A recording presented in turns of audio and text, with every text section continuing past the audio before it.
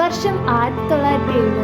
കേരളത്തിന്റെ സാഹിത്യ നഗരിയായ കോഴിക്കോടിന്റെ മണ്ണിൽ നിയമമേഖലയിൽ വിജ്ഞാനപരമായ ഉയർച്ചയെ ലക്ഷ്യം വെച്ചുകൊണ്ടാണ് കോഴിക്കോട് സർക്കാർ വക നിയമ കലാലയത്തിന് അടിത്തറ പാകിയത്. 50 വർഷത്തിലധികമായി രാഷ്ട്രീയ, സാമൂഹിക, സാംസ്കാരിക മേഖലയിൽ തിളങ്ങി നിൽക്കുന്ന ഒട്ടനവധി പൂർവ്വ വിദ്യാർത്ഥികളെ നിയമത്തിന്റെ ചൂടും ചൂരുമുള്ളവരായി വാർത്തെടുക്കുന്നതിൽ ഈ കലാലയം വലിയ പങ്ക് വഹിച്ചു. നിയമ പാരമ്പര്യം മാത്രമല്ല ലോ കോളേജ് അവകാശപ്പെടുന്നത്.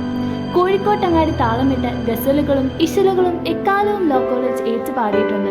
കലയും കവിതയും കലാകാരന്മാരും എക്കാലവും ഈ മണ്ണിൽ പിറവി കൊണ്ടിട്ടുണ്ട്.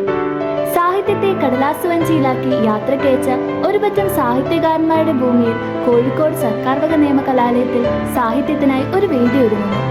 കാലം മാറിയേക്കാം, വിഷയങ്ങൾ പുതുക്കപ്പെട്ടേക്കാം, പക്ഷേ ഈ കലാലയത്തിന്റെ ശബ്ദം മാറ്റമില്ലാതെ തുടരും.